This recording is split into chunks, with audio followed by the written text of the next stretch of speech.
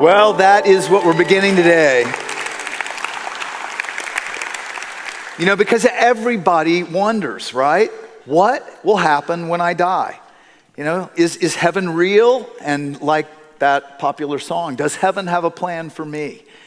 And you know, it's a huge topic actually in our culture. All you have to do is scan the books or the movies or the cable channels, and you see all kinds of interest in the spiritual world right now, and even near-death experiences in heaven. And yet, while we're curious, to some degree, we're also in denial. People don't really want to think about death, even though there's a really high chance it's going to happen to you. And what I've come to believe is that it's actually what the scriptures already said. And that's why I wrote the book, Imagine Heaven. You know, if you're still skeptical, I hope you'll see in it that there is a lot of reason to believe that this is real and that you really need to take the time to check it out. And if you're already a Christian, I hope you see how real the life to come is, and that it actually is what we need to be planning for and saving for and sacrificing for and living for. Because it changes the way you live this life. It changes the way you love. It changes the way you treat people. So today I'm going to do kind of an overview of the book and of what we're going to be talking about in depth in the weeks to come. And I want to just say from the very beginning, I'm skeptical of any one story of people dying and coming back. And I think you should be too. Because some people, you know, as you're going to hear throughout the weeks, they're interpreting an experience that's kind of like trying to describe to a two-dimensional world what three dimensions are like. And so everyone has to interpret. But when you put all these pictures together, and I've included about 120 of their stories in Imagine Heaven, you start to see that it really does coincide with what God has told us all along. And when you begin to imagine it, then it changes the way you view this life too for the better. So today, we're going to start to imagine it. So I want you to think about that. I want you to imagine that day that maybe you feared the most. That day when you draw your last breath. You know, what's interesting is people report to their surprise, there wasn't fear. And they found themselves outside their body, looking down on their lifeless body, out of their body, but with a new body. And fully themselves. To their surprise, many of them said they couldn't even tell they were dead because they felt more alive than they had ever been in their lives. And people describe what they see and said it not scary, but invigorating. And what they described to skeptical cardiologists and oncologists and the doctors who revived them convinced many skeptical doctors the afterlife really does exist. Listen to how cardiologist Dr. Michael Sabom says what changed his mind. He said, before talking to Pete and scores like him, Sabom says, I didn't believe there was such a thing as a near-death experience. Pete told me he had left his body during this first cardiac arrest and had watched the resuscitation. When I asked him to tell me what exactly he saw, he described the resuscitation with such detail and accuracy, I could have later used the tape to teach physicians. Sabom says, these people like Pete Morton saw details of their resuscitation they could not otherwise have seen. One patient noticed the physician who failed to wear scuffs over his white patent leather shoes during open heart surgery. In many cases, I was able to confirm the patient's testimony with medical records and with the hospital staff. I talked to Dr. Sabom, and he said when he started to study these NDEs, he did to refute them. He said, I wanted to see if they would pass scientific muster. They did. And after 5 years of research, he published his findings in a book called Recollections of Death. Interestingly, he also published in the Journal of the American Medical Association, JAMA.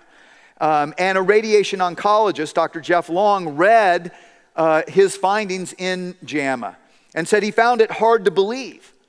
But then one night he was at dinner with friends and he said Sheila mentioned a food allergy where one time she coded, her heart stopped beating. And because he had heard this, Dr. Long decided to probe. He said, did anything happen to you when you coded? He said, hesitantly, Sheila said, yes. I found myself at ceiling level, she said. I could see the EKG machine I was hooked to. The EKG was flatlined. The doctors and nurses were frantically trying to bring me back to life. The scene below was a near panic situation. But in contrast to the chaos below, I found a profound sense of peace. I was completely free of any pain. My consciousness drifted out of the operating room and moved to a nursing station. I immediately recognized that this was the nursing station on the floor where I'd been prior to my surgery. From my vantage point near the ceiling, I saw the nurses bustling about performing their daily duties. After I watched the nurses a while, a tunnel opened up. I was drawn into the tunnel, and I passed through the tunnel, and I became aware of a bright light at the end of it. I felt peaceful. And after I passed through the tunnel, I found myself in this area of beautiful, mystical light. In front of me were several of my beloved relatives who had previously died. It was this joyous reunion. We embraced. I found myself with a mystical being of overwhelming love and compassion. "Do you want to go back?" he asked. I responded, "I don't know," which is just like my old indecisive self at the time. After further discussion, I knew the choice to return to my physical body was mine. It was the most difficult decision. I was in a realm of overwhelming love. And in this realm, I knew I was truly home. Finally, I did return to my body. I woke up in the ICU over a day later with tubes and wires all over me. I could not talk about my profound experience. Well, since then, Dr. Long has scientifically studied thousands of accounts from around the world, which I explore many of them in Imagine Heaven and what they mean. But he concluded this: by studying thousands of detailed accounts of NDEers, I found evidence that led to this astonishing conclusion. NDEs provide such powerful scientific evidence that it's reasonable to accept the existence of an afterlife. And here's what convinced many skeptical doctors more that I talk about in the book, is that people report staying in the vicinity and seeing their lifeless body and what's going on and things that could be checked out afterwards. Like in The Lancet, another prestigious medical journal, they published this account of a patient who had a cardiac arrest, was not breathing, and was put into a coma. So at the time that a tube was being placed in the airway to ventilate the patient, it was noted he had upper dentures. The dentures were removed and placed in a crash cart drawer while the patient was deeply comatose. Over a week later, the patient reported having had an out-of-body experience when he died, and accurately described the room he was resuscitated in and the people present. Remarkably, he declared that his lost dentures could be found in the crash cart drawer.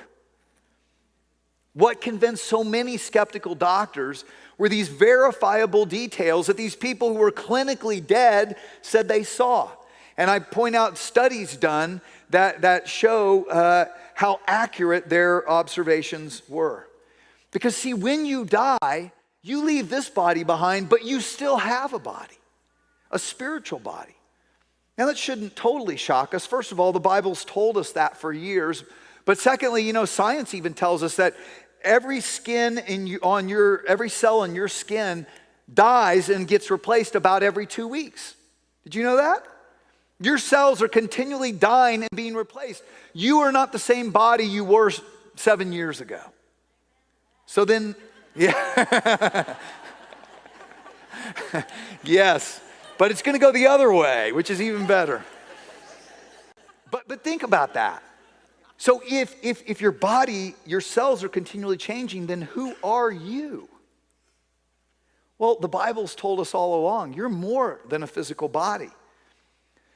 2,000 years ago, the Apostle Paul was a Jewish Pharisee who was killing Christians for claiming that Jesus was the Messiah, the long-awaited Messiah, until on the Damascus road, he's headed to arrest Christians, and he encounters a man of light, of brilliant light.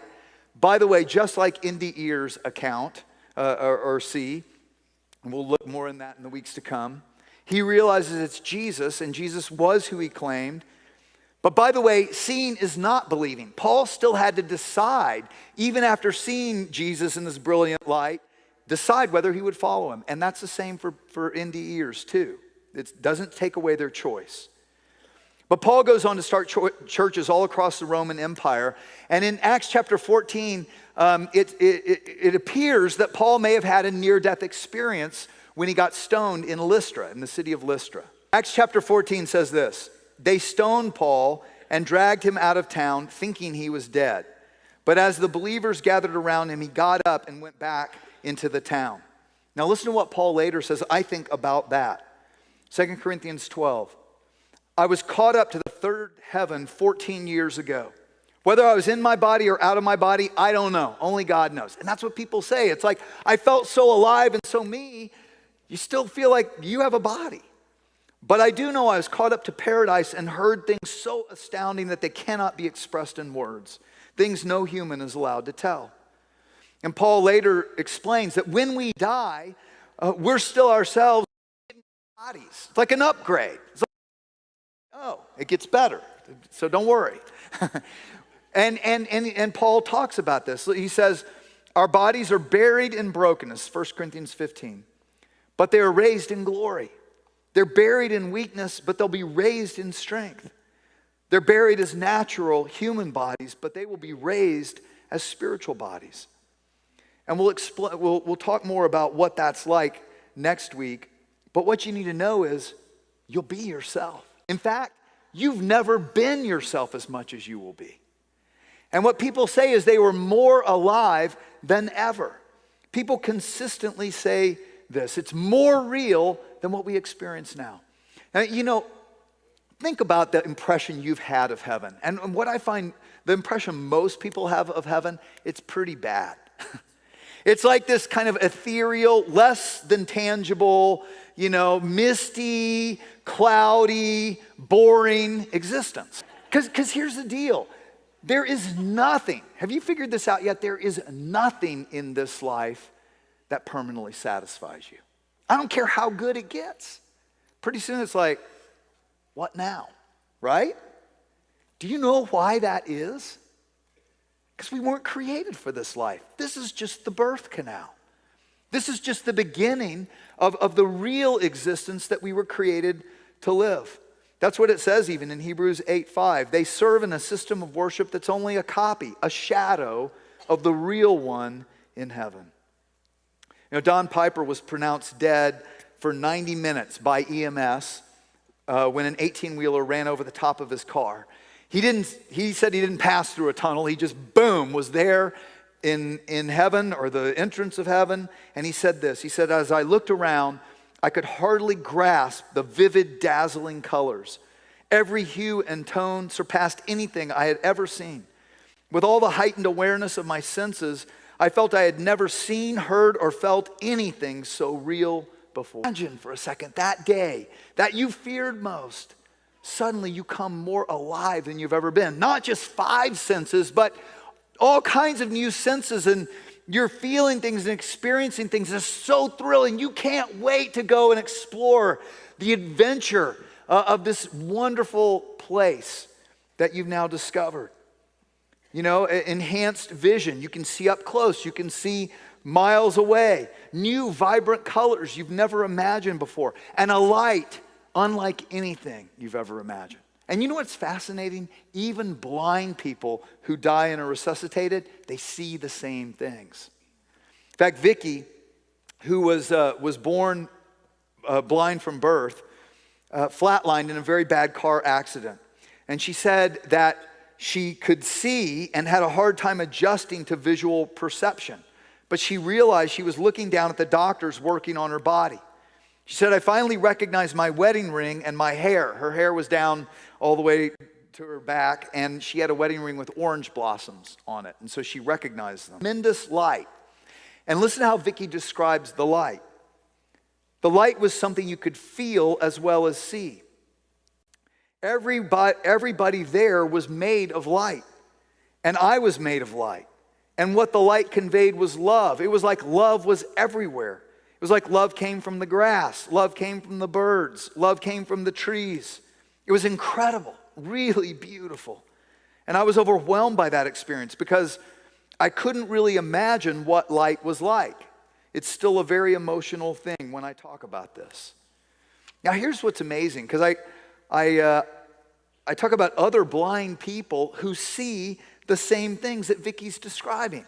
And they talk about light coming out of everything. Now, where would blind people ever hear that light comes out of stuff? Light doesn't come out of stuff on planet Earth. It gets shined on, right? But you may not realize it, but the Bible says that's what heaven's going to be like. But most people don't know that. Did you know that? So how did these blind people get that idea? And yet, Jesus said, I am the light of the world. I used to just think that was a metaphor. Maybe not so much. You know, it says in Revelation 21:23, John has this experience of heaven, and he writes about the city of God. He said, the city has no need of sun or moon, for the glory of God illuminates the city. And the Lamb, Jesus, is its light. The nations will walk in its light. Not by its light, in its light. Fascinating. In the Old Testament, an angel tells the prophet Daniel in Daniel 12, the dead will rise up. Some to everlasting life, some to shame and everlasting disgrace. And those who lead many to righteousness will shine like the stars forever. And Paul talks about a similar kind of thing. But Vicky and others describe this light coming out of everything, this life and love, vibrant colors, indescribable music, and time and travel of another dimension, like we've never thought about. In fact, Harvard neurosurgeon Eben Alexander thought that when your brain dies, your consciousness just goes out. And then he had his brain crash and had an experience like this. And here's what he says.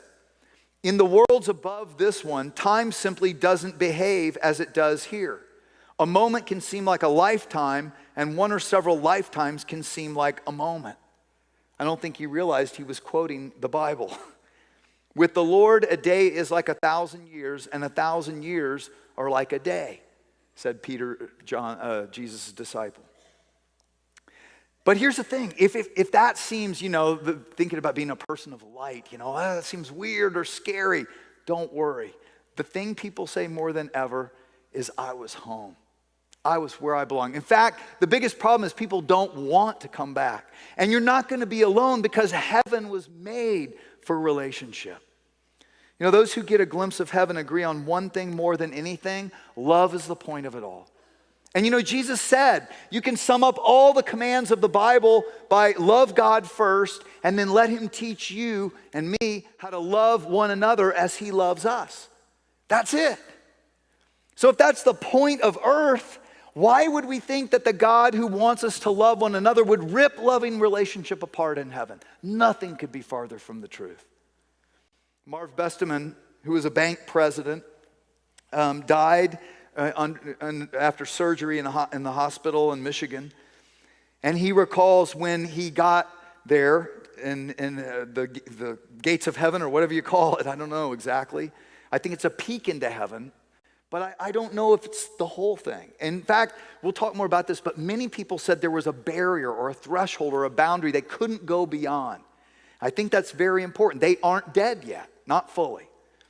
But anyway, he says, there was a welcoming party consisting of close relatives and people who had spiritually influenced him or he them. So both of my friends were prayer warriors. We'd spent many hours praying together. I'm not sure if this is why God chose those two guys for me to see, but they were significant to me in my spiritual life. Everyone I saw had been influential in shaping my life in some way. And a woman who died giving birth said, I recognized my grandmother and a girl I had known when I was in school, and many other relatives and friends. It was a very happy occasion, and I felt they had come to protect or to guide me. It was almost as if I were coming home and they were there to greet or welcome me. And that's what many say. Now, a word of warning that I feel like I need to say. Don't take a few people's experiences and shape your whole view of the afterlife. Because God has revealed in the scriptures much more, a broader, bigger picture that we need to see, and we need to contextualize these stories in light of. Because many people do talk about how their welcoming party was there to protect them. And as we'll see, just because you get a peek into the afterlife and it seems good at first, that's not always the end of the story. They're not getting a whole picture, just seeing a glimpse of a small world. And there's more to it, and it might not all be good. Jesus said this, Use your worldly resources to benefit others and make friends. Then when your earthly possessions are gone, they will welcome you to an eternal home. What a home it's going to be. God created us for relationship, and He wants us to be together with one another. But first and foremost, He created us for a relationship with Himself. And what people also talk about is seeing this being of light and having a life review. And what's amazing is people around the globe, young and old, consistently describe this being of light that they know to be God. Those who know Jesus know He's Jesus. Those who don't necessarily, but they're describing the same being. Dr. George Ritchie, a psychiatrist at the University of Virginia, died of pneumonia, and even has his death certificate to prove it that he uses whenever he talks on this. He didn't realize he was dead as he was looking at his lifeless body when a light came into the room. He said it was impossibly bright. It was like 1,000,000 welders' lamps. I thought, I'm glad I don't have physical eyes at this moment, because he had realized he's dead. This light would destroy my retina in 1/10 of a second. No, I corrected myself, not the light, He. He would be too bright to look at, for now I saw that it was not a light, but a man who had entered the room, or rather, a man made out of light. He realized it was Jesus, who he had learned about in Sunday school, but kind of thought of as gentle and meek and a weakling. And he said, but this person was power itself fused together with unconditional love that overwhelmed me. An astounding love, a love beyond my wildest imagining. A love that knew every unlovable thing about me. The quarrels with my stepmother, my explosive temper, the sex thoughts I could never control, every mean, selfish thought and action since the day I was born, and accepted and loved me just the same. When I say He knew everything about me, that was simply an observable fact. For into that room, along with His radiant presence, simultaneously also entered every single episode of my entire life. Everything that had ever happened to me was simply there in full view, all seemingly taking place at that moment. How this was possible, I did not know. Transfixed, I stared at myself at the blackboard in 3rd grade, receiving my Eagle badge, wheeling Papa Dabney onto the veranda. Hundreds, thousands of scenes, all illuminated in that searing light in an existence where time seemed to have ceased. What's amazing is how consistent people talk about this life review in the presence of this man of light who is unconditional love, who knows everything, every thought, every motive, every deed, and yet you feel loved like never before. But why wouldn't we expect this? The Apostle John says God is love. We've never experienced love that didn't come from Him in the first place. Jesus claimed that He came to demonstrate the love of God to all humanity.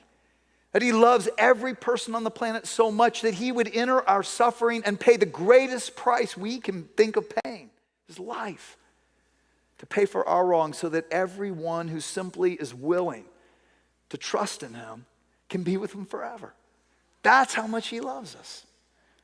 Jesus also said, Matthew 10, there is nothing concealed that will not be disclosed or hidden that will not be made known. It says in 1 Corinthians 4:5, therefore judge nothing before the appointed time. Wait until the Lord comes. He will bring to light what is hidden in darkness and will expose the motives of the heart. At that time, each will receive their praise from God. We'll talk more about this life review, but I want you to notice what he says. Each will receive their praise from God. God wants to praise you. He wants to reward you. That's what He wants this life review to be about, a great celebration of the ways that you were lovingly faithful to Him as you loved your fellow man. And you know, He has you here for a reason, for a purpose. And you know, if you've ever had suicidal thoughts, or even hearing this, you think those kinds of thoughts, don't think about it. Because God has you here for a purpose. And you might not understand it, but you are here and you're making an impact. And He wants to lead and guide you in that. And it's not too late for any of us. That's what you'll see that's so amazing. This God is the God of compassion and mercy and grace. He's the God of the second and the third and the fourth and the fifth chance. And there is no one, I mean no one, who loves you more. But don't just take my word for it. I want you to hear from someone who claims to have been there. So help me welcome Dr. Mary Neal. Thank you. And you said you from the point your kayak got stuck, it was 30 minutes before, so you were gone that much time. And I know you said it was realer than real, but when you came back, you still were trying to figure out what was that? What kind of, talk about some of the questions you asked and went through. I came back knowing that my experience had been real, but desperately trying to convince myself otherwise. I had great motivation to discount my experience as being a dream or a hallucination or something along those lines, because if I were to accept that my experience was real and true, then I also had to accept that everything I'd been told was real and true, including things I didn't want to accept, including the coming death of my oldest son, including some health issues with my husband, and this mandate to share my experience with other people, which is definitely not something I would have signed up for. But I spent many, many months trying to discount my experience, trying to chalk it up to being a dream, which is something, first of all, I'm not that creative. Second of all, dreams are very different. They're usually very chaotic, very poorly remembered. They involve people who are still alive, whereas near-death experiences are very logical. They're very sequential. They involve people who are already dead. They never involve people who are still alive. And the memory is very, very different. People who have had near-death experiences remember the experience as precisely and accurately 50 years later as when it was actually happening. So I was able to very quickly discount that. I considered whether it could be a hallucination from neurotransmitter release, but the chemicals that are released in a dying brain are very toxic to the brain. And the cells that are most sensitive to death are actually the ones that create memories. And so I spent many months, and in the end came to the realization that no, my experience was outside the realm of science, outside the realm of medicine, and but not uncommon. Very common. It's surprising that within a room this size, there are many, many people who have either had a near-death experience or had a friend or relative. Yeah. But they don't talk about it. Yeah. Well, it's very personal, right? Hard to talk about. It's very difficult. Yeah. So take us back to that day. I mean, here you are, pinned under a waterfall. You realize you can't get loose. I mean, that must have been terrifying.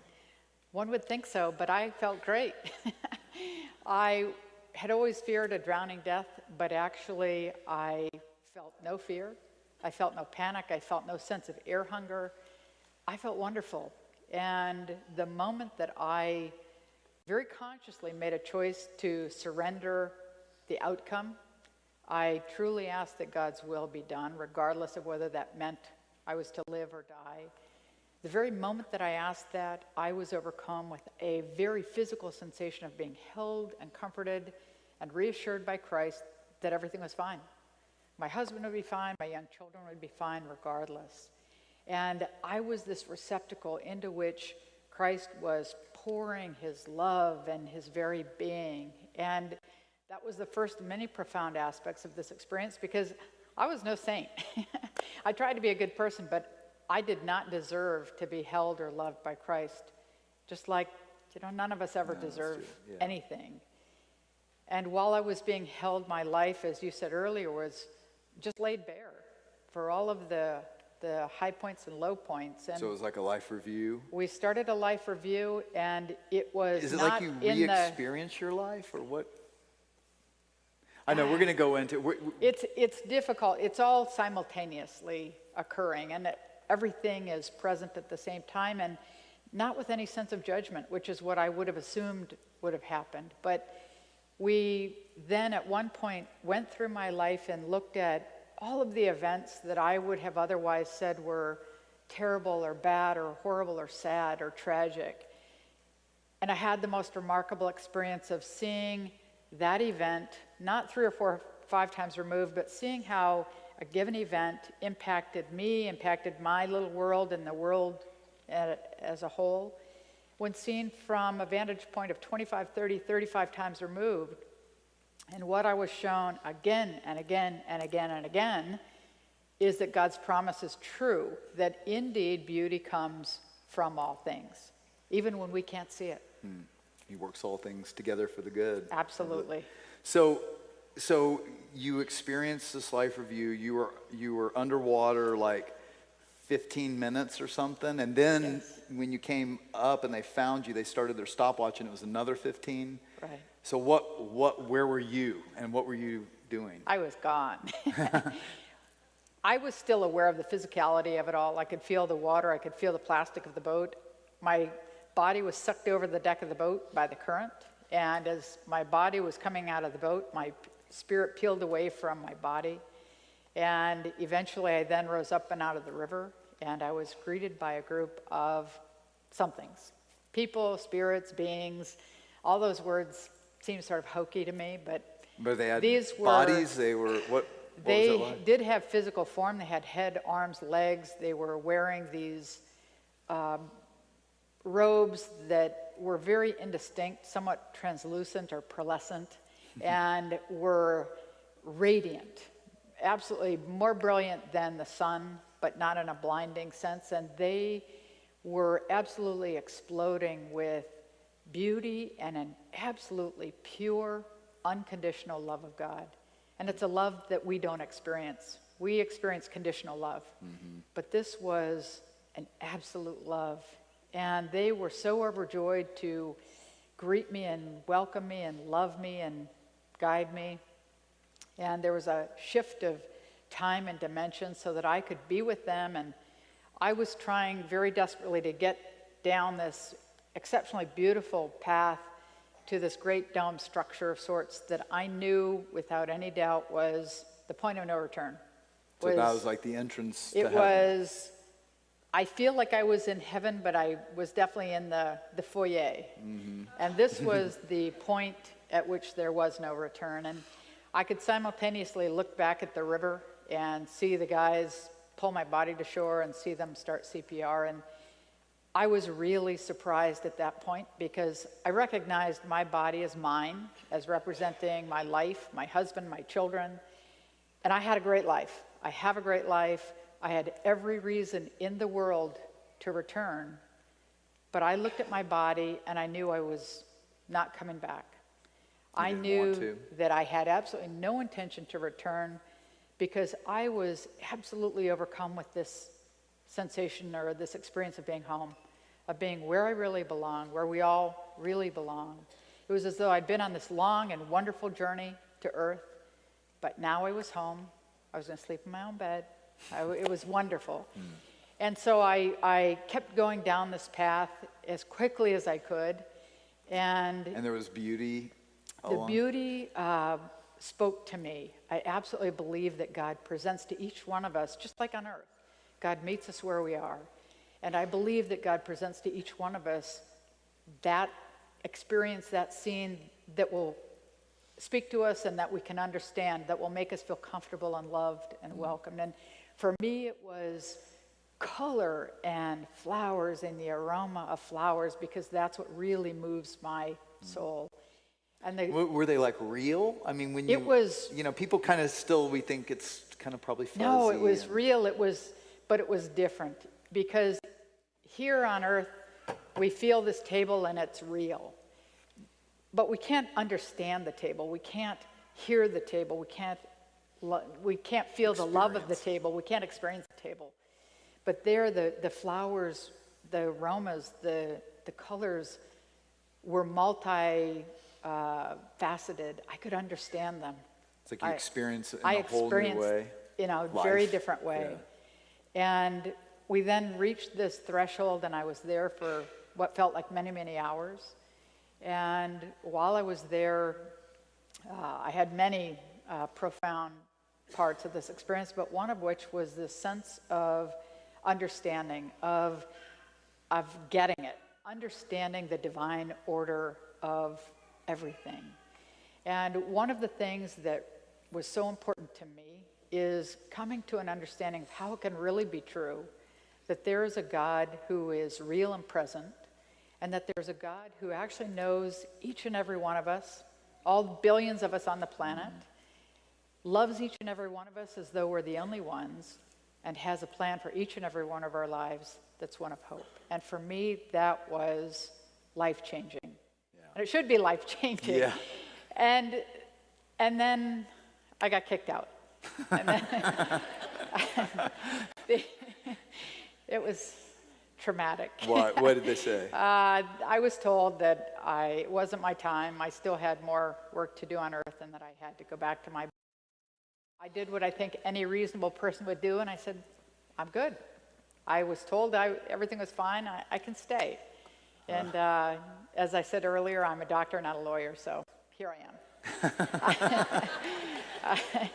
And as part of that discussion of whether I could stay or not, I was then told about some of the work I still had to do, including this mandate to share my experiences with other people, and the coming death of my son and some other things. And then I was taken back down this path and reunited with my body.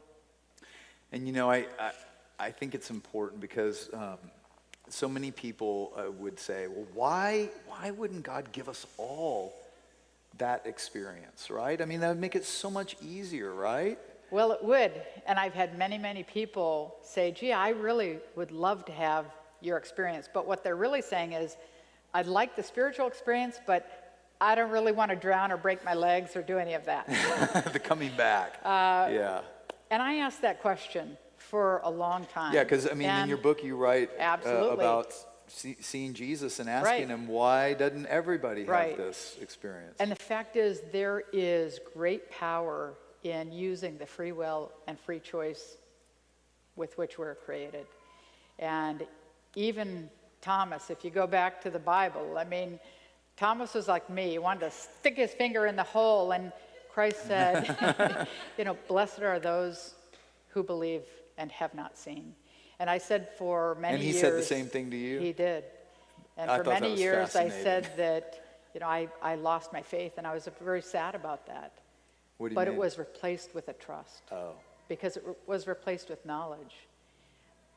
But the fact is, even though Christ said that, and even though it is true, I would say that actually everybody can see, because I absolutely believe that although not everyone's going to have the dramatic experience I had, every single person can experience God's presence in their life and experience God's miracles if they look for them, if they acknowledge them for what they are. Yeah.